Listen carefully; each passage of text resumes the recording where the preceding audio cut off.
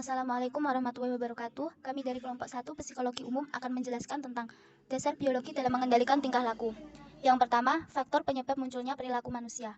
Perilaku manusia timbul karena dua faktor, yaitu faktor internal atau faktor dari dalam dan faktor eksternal, yaitu faktor dari luar. Faktor internal berasal dari karakter dasar, sedangkan faktor eksternal berasal dari kondisi lingkungan dan respon orang di sekitar. Perilaku muncul dari diri manusia melalui koordinasi antara respon psikologi dengan sistem otak yang ada di tubuhnya. Yang pertama, perilaku dari otak. Jadi, otak itu sebagai pengontrol perilaku manusia. Lapisan teratas otak merupakan kumpulan syaraf yang disebut kortek.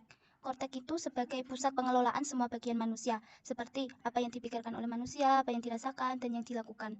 Dari hal tersebut, timbul perilaku manusia yang beragam, sehingga manusia yang melakukan perilaku dengan sadar akan mengingat dan menyadarinya. Yang kedua, perilaku dari sumsum tulang belakang dan sistem syaraf otonom. Sumsum tulang belakang atau medulla spinalis ialah penghubung antara otak dengan semua bagian tubuh manusia. Di sini juga disalurkan impuls-impuls maupun dari otak lewat jalur sensoris dan motoris. Selain itu, sumsum tulang belakang mengkoordinasi refleks, yaitu perilaku yang mempertahankan diri yang terjadi jauh lebih cepat dari gerak sadar. Yang ketiga, perilaku dari sistem hormon. Tubuh manusia memiliki sistem lain yang berfungsi untuk sistem syaraf pusat, sekaligus dapat mempengaruhi tingkah laku, yang dinamakan sebagai sistem hormon. Hormon sangat menentukan fungsi tubuh manusia dan akhirnya menentukan perilaku. Hal inilah yang menyebabkan adanya perbedaan perilaku pada anak, wanita, pria, lansia, dan ibu hamil, di mana semua karena hormon yang dimiliki berbeda-beda. Adapun hormon tersebut adalah yang pertama, hormon gondok, yang berfungsi sebagai mengeluarkan hormon trioksin yang membantu mengatur metabolisme tubuh. Yang kedua, hormon pituitari yang berfungsi sebagai mengeluarkan hormon pituitari yang bekerja sama dengan hipotalamus ikut mengatur sebagai perilaku emosional manusia. Yang ketiga, hormon adrenal menghasilkan hormon adrenalin yang dikeluarkan atas pengaruh hormon pituitari pada saat seorang sedang stres. Yang keempat, hormon kelamin yang menghasilkan hormon-hormon yang mempengaruhi perilaku seksual. Yang terakhir adalah hormon pankreas, menghasilkan insulin yang mengatur kadar gula dalam darah. Yang kedua, pengaruh sistem koordinasi terhadap perilaku manusia. Bersama saraf tulang belakang, otak berperan sebagai pusat kendali tubuh dan menyusun sistem saraf pusat. Sistem saraf inilah yang kemudian bekerja sama dengan sistem saraf tepi untuk memberi kemampuan manusia dalam melakukan berbagai aktivitas, seperti berjalan, berbicara, bernafas, hingga makan dan minum. Bagian-bagian otak. Otak memiliki 3 bagian utama, yaitu 1. Otak besar. Cerebrum merupakan bagian terbesar dari otak. Cerebrum terbagi menjadi 2 bagian, yaitu otak kanan dan otak kiri. Sementara bagian dalam cerebrum mengandung sel-sel saraf berselubung atau mielin yang berperan dalam menyampaikan informasi antara otak dan saraf tulang belakang. Otak besar dibagi lagi menjadi 4 bagian, yaitu lobus frontal atau bagian depan yang mengendalikan gerakan, ucapan, perilaku, memori, emosi, dan kepribadian. Yang kedua, lobus parietal atau bagian atas yang mengendalikan sensasi seperti sentuhan, tekanan, nyeri, dan suhu. Yang ketiga, lobus temporal atau bagian samping yang mengendalikan indera pendengaran, ingatan, dan emosi. Yang terakhir adalah lobus occipital atau bagian belakang yang mengendalikan fungsi penglihatan. Yang kedua, otak kecil atau cerebellum. Otak kecil terletak di bawah otak besar pada bagian belakang otak, tepatnya di bawah lobus occipital. Sama seperti otak besar, otak kecil juga memiliki 2 belahan. Otak kecil bertanggung jawab dalam mengendalikan gerakan, menjaga keseimbangan, serta mengatur posisi dan koordinasi gerakan tubuh. Bagian otak ini juga berperan dalam mengendalikan gerakan halus seperti menulis dan melukis. Yang terakhir adalah batang otak atau brainstem. Batang otak adalah seikat jaringan saraf di dasar otak. Fungsinya sebagai stasiun pemancar yang menghubungkan otak besar ke saraf tulang belakang, serta mengirim dan menerima pesan antara berbagai bagian tubuh dan otak. Batang otak terdiri dari 3 struktur utama, yakni otak tengah, pons, dan medulla oblongata. Otak tengah adalah pusat pengatur gerakan otot mata, sedangkan pons terlibat dalam koordinasi gerakan mata dan otot wajah, pendengaran, dan keseimbangan. B. Kerusakan pada otak. Otak manusia terbukti sangat adaptif dan plastis serta dapat mengadakan perubahan struktural dan fungsional apabila diberikan stimulasi lingkungan. Stimulasi lingkungan di sini berupa stimulasi baik sensoris maupun motoris diterima oleh individu sebagai sebuah pengalaman dan respon tindakan sensori motor.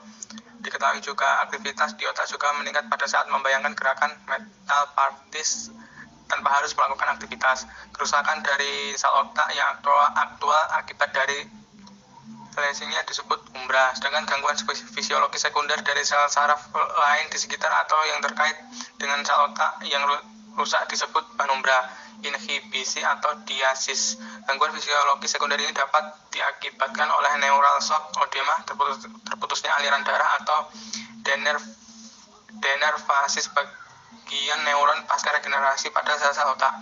Pada otak yang belum pernah berfungsi matang tetapi mengalami defek neurologis, misal cerebral palsy, cacat mental, dan kelainan tumbuh kembang pada anak dibandingkan dengan kelainan neurologis pada otak yang sudah berfungsi matang, misal stroke dan trauma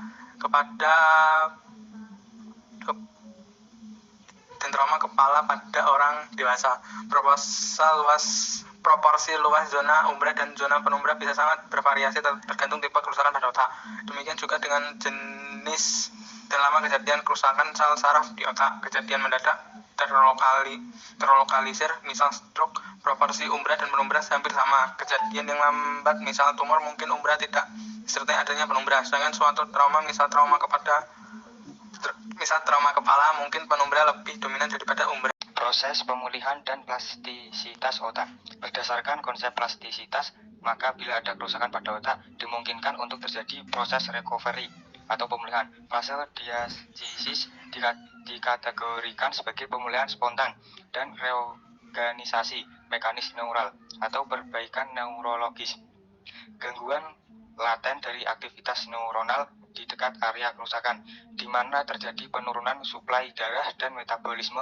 Biasanya pasien menunjukkan gejala flaccid. Setelah itu terjadi pemulihan dini 3-4 minggu setelah lesi atau kerusakan. Biasanya disebabkan oleh resolusi dari diagenesis, hilangnya edema cerebri, perbaikan fungsi sel saraf daerah penumbran. Plastisitas otak terjadi setelah fase diagenesis apabila dibutuhkan melalui mekanisme regeneration yang disebut silent synapses recruitment, denervation supersensitivity. 1. Akonal regeneration dan collateral sponding. Akonal regeneration terjadi regenerasi pada serabut saraf dimulai dari proksimal menuju ke distal. 2. Silent synapses recruitment, pengefektifan sinapsis laten, pembukaan jalur yang sebelumnya telah ada tetapi secara fungsional terdepres melalui proses belajar, dapat dipanggil ketika sistem yang bisa telah gagal. Yang ketiga, denervation supersensitivity, peningkatan sensitivitas hubungan saraf. Pasca sinapsis menjadi sangat sensitif sehingga impuls saraf minimal mampu diterima.